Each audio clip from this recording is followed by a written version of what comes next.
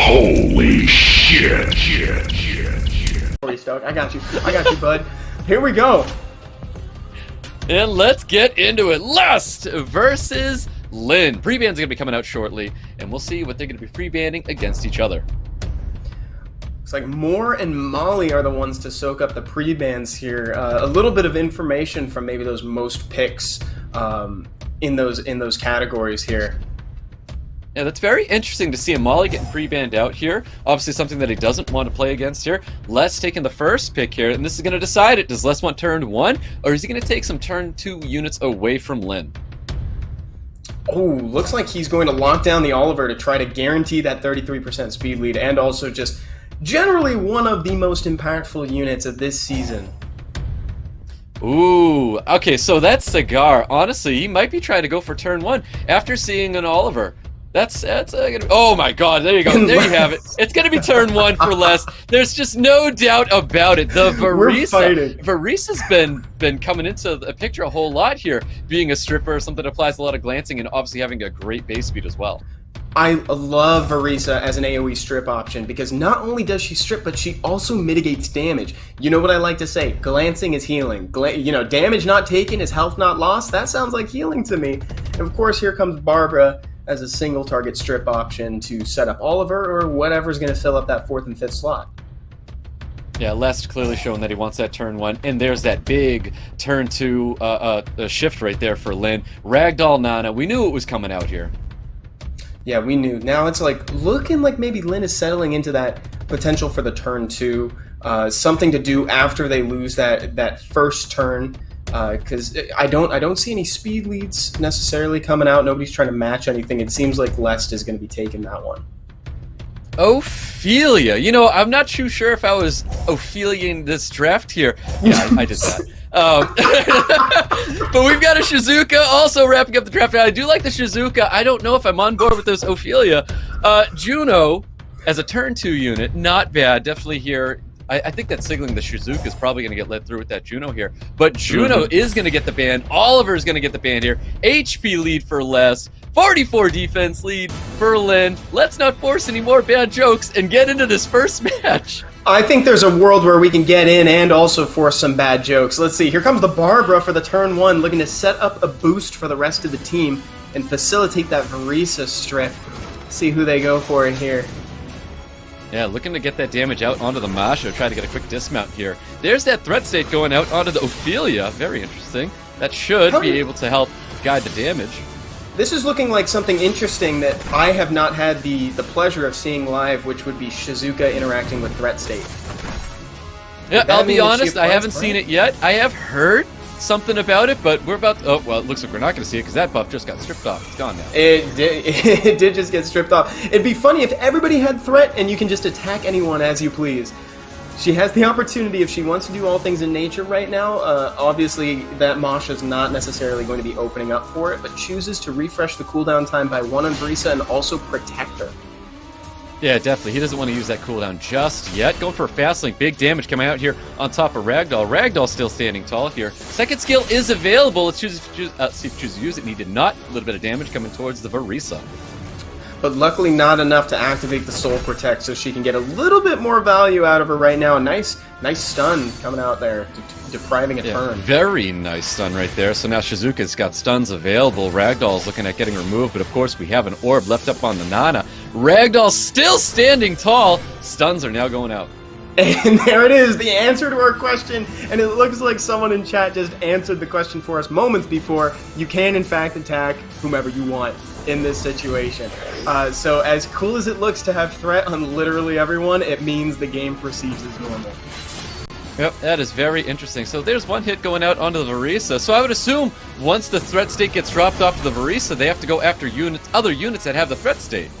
Yeah, so there's still a little bit of flexibility and reliability from that, even just because you lose one, right? So you still get some value out of that.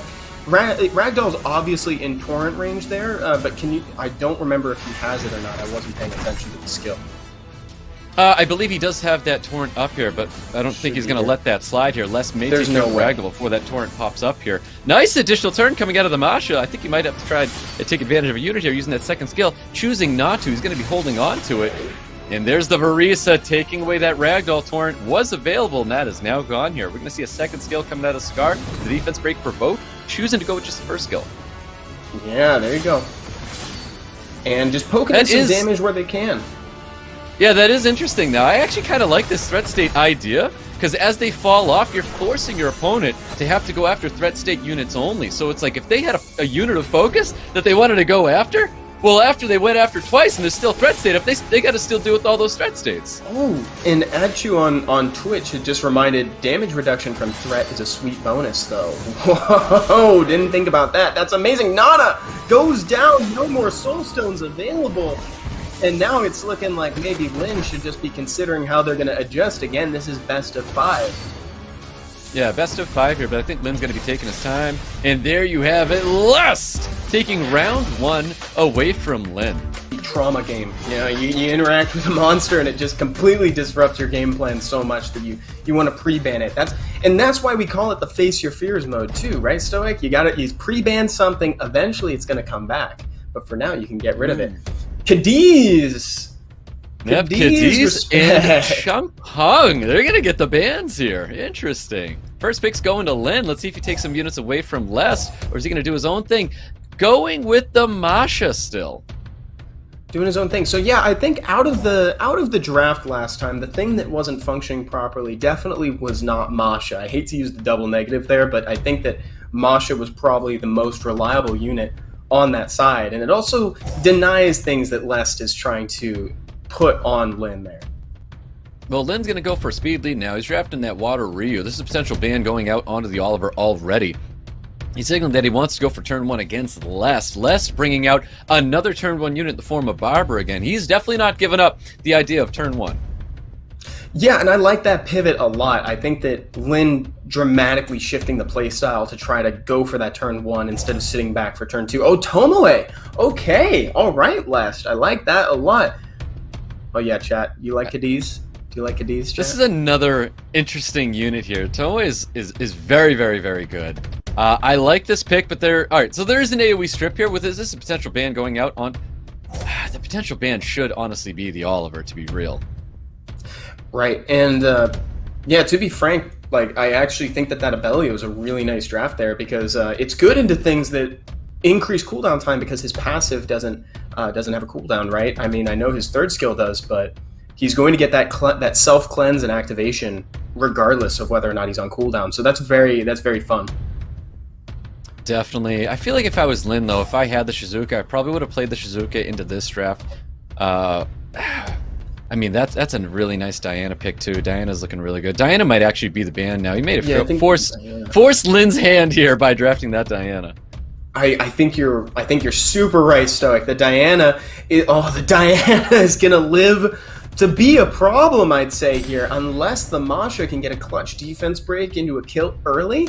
But I don't know what the odds of that are. Let's go ahead and see. We're going into game 2, folks.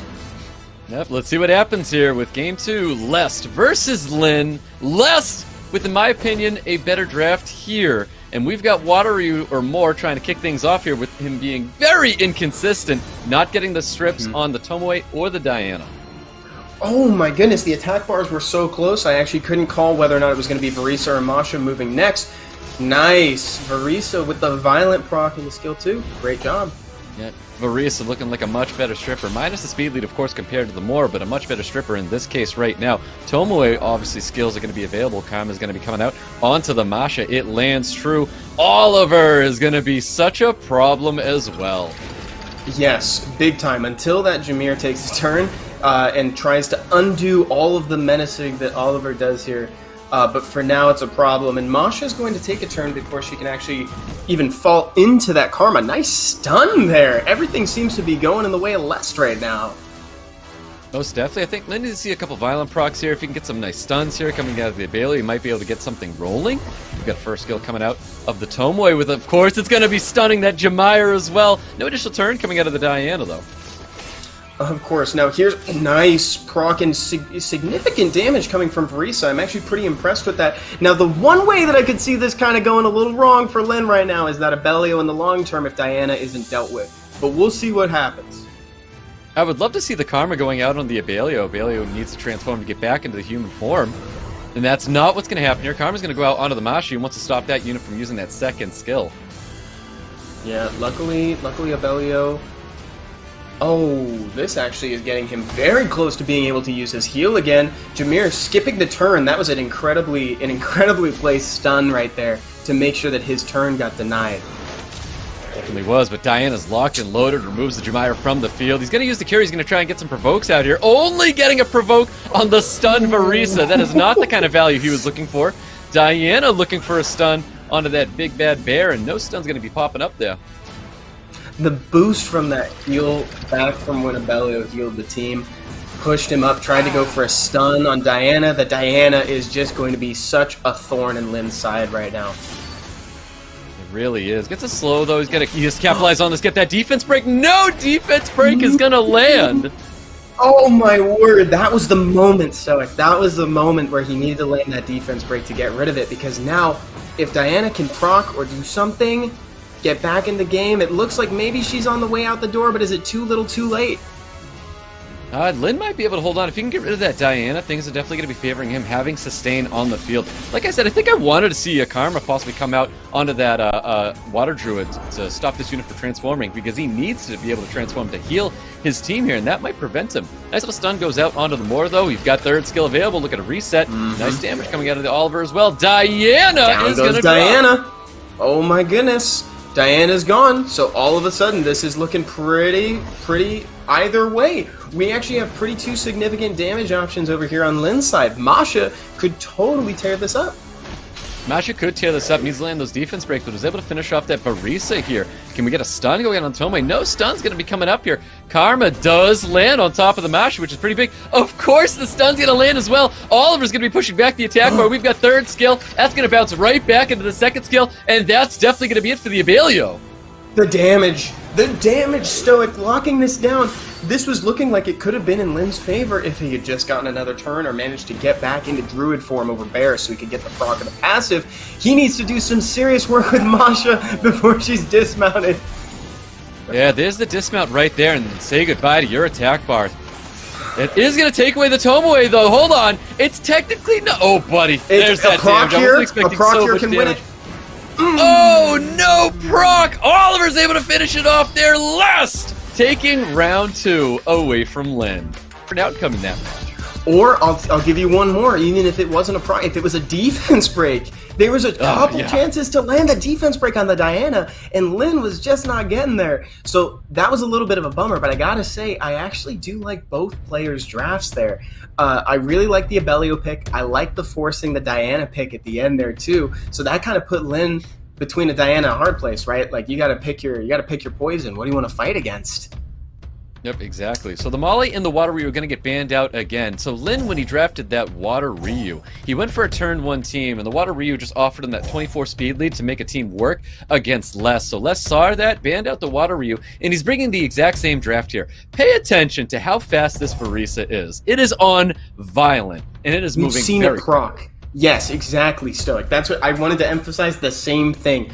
She is on violent. We saw her proc. Nice pick there from the Bulwark. We hadn't seen that represented in games previously. Bulwark has kind of seen a renaissance as of late, considering that Masha now provides an immunity every single turn. And obviously we've seen that Shizuka is so strong in the meta right now. She could even be picked first before buffs are on the table, and you'd still have a great time with her.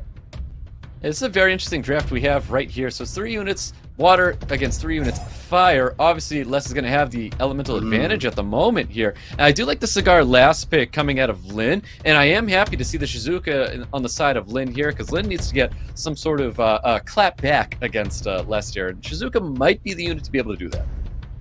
Yes, there's a couple force. I was just going to say I'm a little worried about the Cigar there, and I'm glad that Les saw it in that case. And Lin, I think that was a really good choice, banning out the Bulwark too.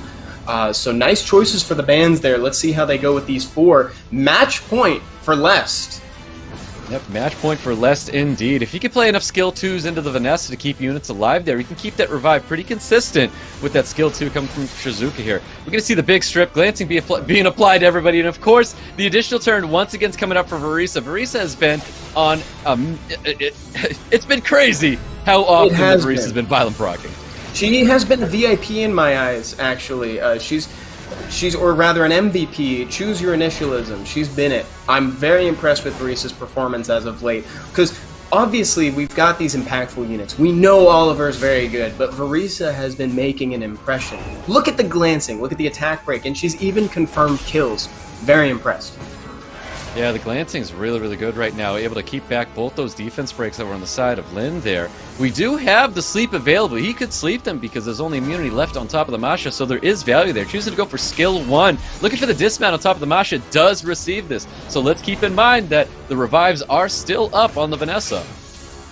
I like that choice to go for the dismount there and to play it a little patient on the sleep, considering that Shizuka is cooldown reset. And I don't even know if defense breaks were in the pool, so it wasn't the worst case scenario. You get stunned, now defense break is officially in the Shizuka pool, as it were. Yep, that's right. I mean, he might need to change focus to go onto the Shizuka, but it looks like he's going to try and take the Masha out. He's going to be hoping for a reset, but he's got to be worried about that defense break sitting on top of his Oliver. If he loses Oliver, he's going to be worrying about that Vanessa and Shizuka. Now's the time. And Stoic, has he reset the Vanessa yet? I don't think Lest has taken that out of play yet. No, there is no reset on top of that Vanessa. Vanessa still has that revive available, but that skill 2 is going to make that revive available pretty quickly. I swear, this Vereesa is proccing as much as the Oliver. It's crazy the Vereesa is being so efficient. Nice proc from Shizuka. That actually is very important because it brings her cooldowns back up. All right, let's see what Fiber is going to be doing here. With Fast Link available, looking for some defense break. Big damage! Choosing to go onto the Juno, which is interesting. Nice. Yeah, I love that shift there because now Masha is open for business. Increasing the cooldown time that does get. Oh, he didn't get the reset, not the attack bar though. Great counter coming from there, and now Lest is just knocking them down. Basically, Lin is going to have to find a way to get those cooldowns back from Shizuka in order to even have a chance at staying in this. Right there, though. Yeah, like so it's down to 3 turns, down to 2 turns, and then that second skill, if that goes back onto Vanessa, Vanessa's going to be 1 turn away. The Vanessa's looking for a violent proc. That's not going to be happening here, though. We're going to get a 3-0 with Lest moving forward in today's tournament. And I wouldn't expect anything less from Lest. Lest has been a super important player. He's been so impactful when he's here. He's already got a champion under his belt.